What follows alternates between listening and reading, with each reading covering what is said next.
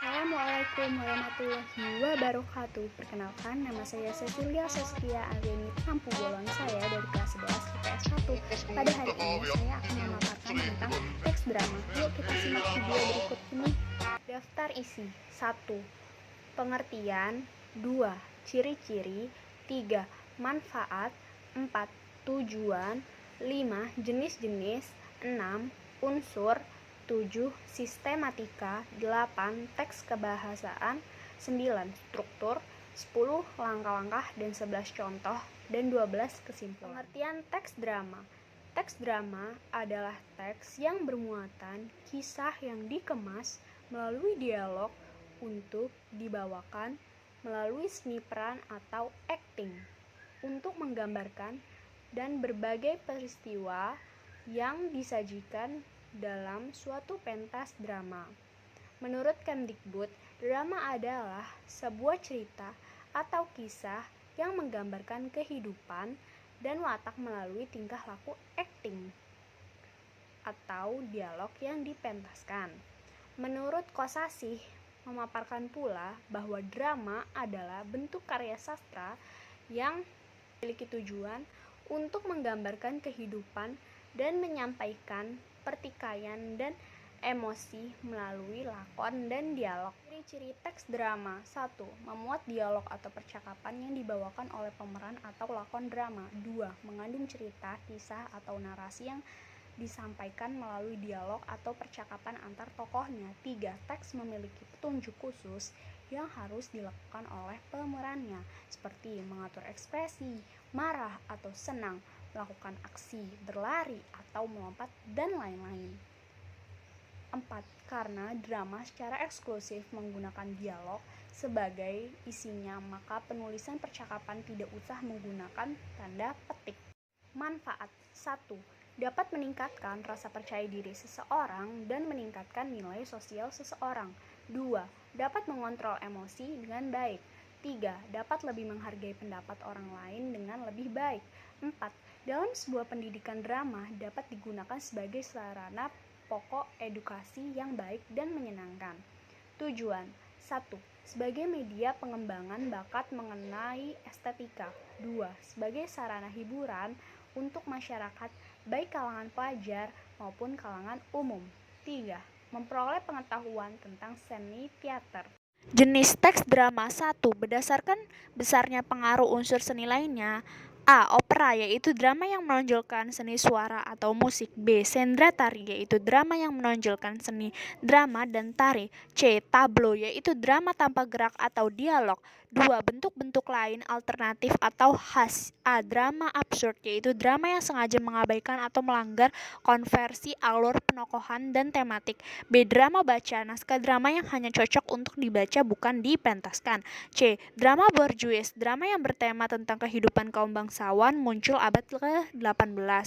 D. Drama domestik, drama yang menceritakan kehidupan rakyat biasa. E. Drama duka, yaitu drama yang khusus menggambarkan kejahatan atau keruntuhan tokoh utama. F. Drama liturgis, yaitu drama yang pementasannya digabungkan dengan upacara kebaktian gereja di abad pertengahan. G. Drama satu babak, yaitu lakon yang terdiri atas satu babak berpusat pada satu tema dan sejumlah kecil pemeran gaya, latar, serta pengaluran yang ringkas. Jenis-jenis teks drama menurut Kemdikbud. 1. Berdasarkan bentuk sastra cakapannya. 2. Drama puisi, yaitu drama yang sebagian besar cakapannya disusun dalam bentuk puisi atau menggunakan unsur-unsur puisi. B. Drama prosa, yaitu drama yang cakapannya disusun dalam bentuk prosa. 3. Berdasarkan sajian isinya, drama duka, yaitu drama yang menampilkan tokoh sedih atau muram yang terlibat dalam situasi gawat karena sesuatu yang tidak menguntungkan. B. Komedi, drama ria, yaitu drama yang ringan yang bersifat menghibur walaupun selorohan di dalamnya dapat bersifat menyindir dan yang berakhir dengan bahagia. C. Tragikomedi atau drama duka ria, yaitu drama yang sebenarnya menggunakan alur duka cita tetapi berakhir dengan kebahagiaan. 4. Berdasarkan kuantitas cakapannya. A. Pantomim, yaitu drama tanpa kata-kata. B. Mini kata, yaitu drama yang menggunakan sedikit kali kata-kata. C. Dialog monolog, yaitu drama yang menggunakan banyak kosakata. Unsur-unsur dialog. Dalam drama, percakapan atau dialog haruslah memenuhi dua tuntutan, yakni dialog harus turut menunjang gerak laku tokohnya. Dialog haruslah dipergunakan untuk mencerminkan apa yang telah terjadi di sebelum cerita itu. Apa yang sedang terjadi di luar panggung selama cerita itu berlangsung. Harus pula dapat mengungkapkan pikiran-pikiran serta perasaan-perasaan para tokoh yang turut berperan di atas pentas. Dialog yang diucapkan di atas pentas lebih tajam dan tertib daripada ujaran sehari-hari. Tidak ada kata yang harus terbuang begitu saja. Para tokoh harus berbicara jelas dan tetap sasaran. Dialog itu disampaikan secara wajar dan alamiah. Tema adalah gagasan utama yang menjalin struktur isi drama. Tema dalam drama menyangkut segala persoalan, baik berupa masalah kemanusiaan, kekuasaan, kasih sayang, kecemburuan, dan sebagainya. Pesan atau amanat. Unsur ini merupakan ajaran moral didaktis yang disampaikan drama itu kepada pembaca atau penonton. Amanat tersimpan rapi dan disembunyikan pengarangnya dalam keseluruhan isi drama. Unsur teks drama. Drama merupakan teks yang berbentuk pula oleh banyak unsur yang berpadu di dalamnya. Berikut adalah pemaparan unsur-unsur drama menurut Kemdikbud. Latar adalah keterangan mengenai tempat, waktu, dan suasana di dalam naskah drama, meliputi latar, tempat, waktu, dan suasana. Penokohan. Tokoh-tokoh dalam drama diklasifikasikan sebagai berikut. 1. Tokoh gagal atau tokoh badut, the foil. Tokoh ini yang mempunyai pendirian yang bertentangan dengan tokoh lain. Kehadiran tokoh ini berfungsi untuk menegaskan tokoh lain itu. 2. Tokoh idaman, the type character. Tokoh ini berperan sebagai pahlawan dengan karakternya yang gagah, berkeadilan, atau terpuji. 3. Tokoh statis atau the static character. Tokoh ini memiliki peran yang tetap sama tanpa perubahan mulai dari awal hingga akhir cerita. 4. Tokoh yang berkembang, misalnya seorang tokoh berubah dari setia ke karakter berkhianat, dari yang bernasib sengsara menjadi kaya raya, dari yang semula adalah seorang koruptor menjadi orang yang soleh dan budiman.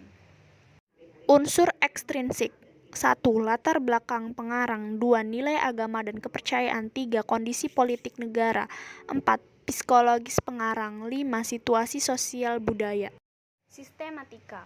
Prolog. Pembukaan. Pendahuluan dalam sebuah drama atau sandiwara biasanya disampaikan oleh tukang kisah atau dalang. Dialog. Media kiasan yang melibatkan tokoh-tokoh drama yang dibutuhkan sanggup menggambarkan kehidupan dan sopan santun manusia, problematika yang dihadapi serta cara insan sanggup menuntaskan persoalan hidupnya. Urutan insiden, orientasi berisi kepingan awal kisah yang menggambarkan situasi yang sedang atau sudah terjadi. Komplikasi, berisi konflik-konflik dan pengembangannya, gangguan-gangguan halangan dalam mencapai tujuan atau kekeliruan yang dialami tokoh utama. Resolusi, kepingan titik pucat, turning point dari drama berupa babak simpulan kisah yang menggambarkan penyelesaian atas konflik-konflik yang dialami para tokohnya. Epilog, kepingan terakhir dari sebuah drama yang berfungsi untuk memberikan intisari kisah atau tokoh kisah, menafsirkan maksud kisah oleh seorang bintang film atau dalang pada simpulan cerita. Kaidah kebahasaan. 1. Banyak menggunakan kata yang menyatakan urutan waktu. Konjungsi kronologis seperti sebelum, sekarang, setelah itu, mula-mula, kemudian. 2. Banyak menggunakan kata kerja yang menggambarkan suatu peristiwa yang terjadi.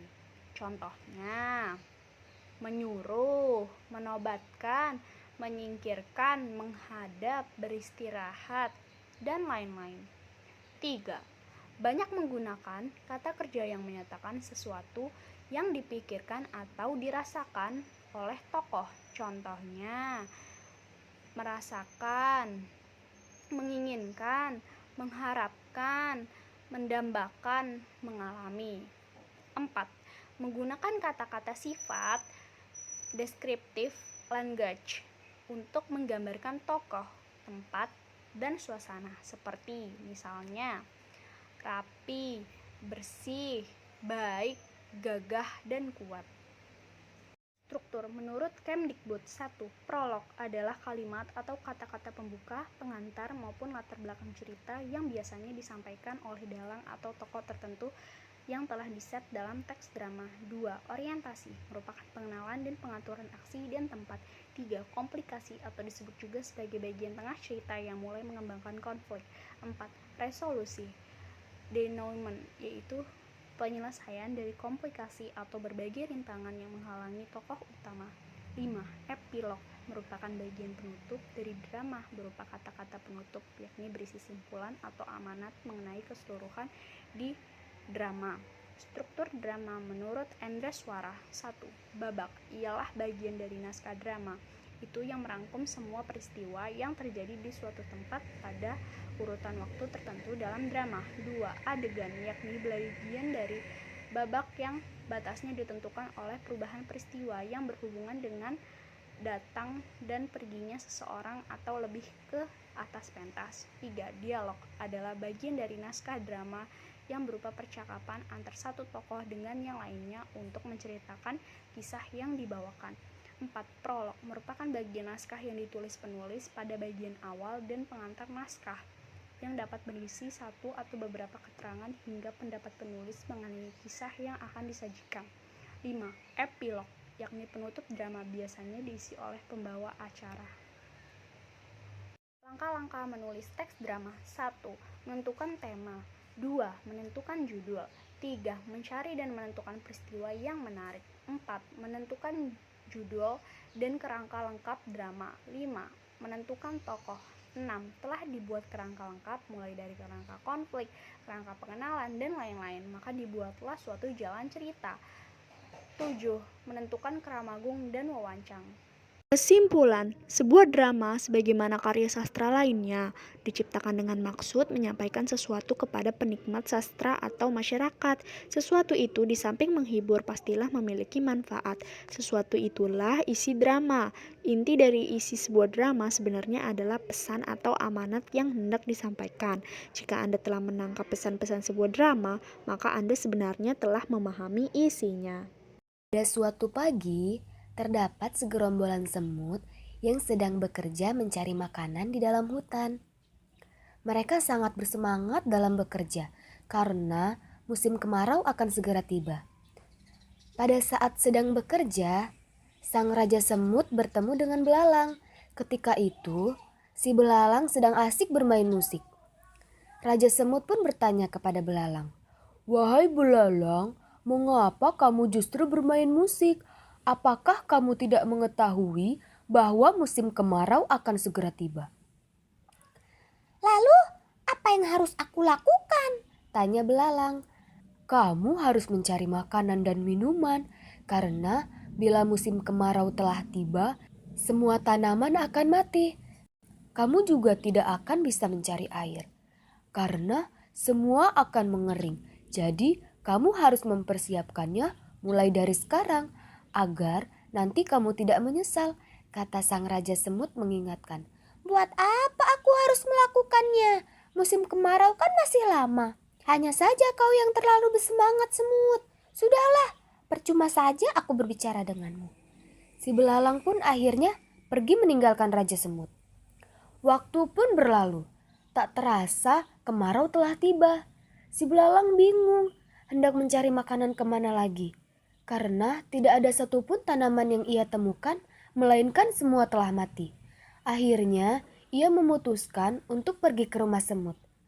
Ketika telah sampai di rumah semut, ia telah pingsan karena saking lapar dan hausnya. Untunglah saat itu ada salah satu semut yang menemukannya, dan dibawalah si belalang ke dalam rumahnya. Setelah si belalang sadar, ia dijamu dengan berbagai macam makanan, buah-buahan, dan minuman oleh sang raja semut dan rakyatnya. Akhirnya si belalang pun sadar dan berjanji bahwa mulai saat ini ia akan lebih giat dalam bekerja dan tidak akan bermalas-malas.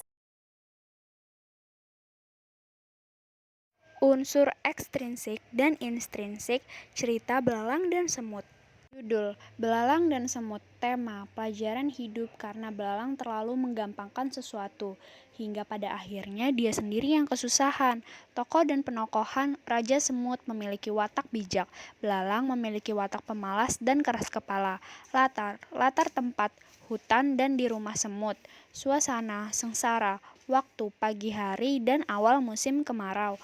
Alur maju. Sudut pandang, orang ketiga serba tahu. Amanat, janganlah menjadi pemalas karena akan membawa kesulitan untuk diri kita sendiri. Jika ingin sukses, teruslah berusaha dan bekerja keras agar tidak menyesal di kemudian hari.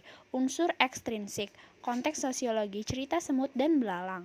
Pesan moral, bahwa kita harus rajin bekerja untuk bekal masa depan karena jika hanya bermalas-malasan akan membuat hidup menjadi sengsara. Kesimpulan, semut rajin bekerja, maka ketika musim panas tiba, semut aman dan damai. Sementara belalang malas bekerja, sehingga pada musim panas ia menjadi kesusahan dan kelaparan. Jadi, kita sebagai manusia harus bersusah-susah dahulu, lalu bersenang-senang kemudian.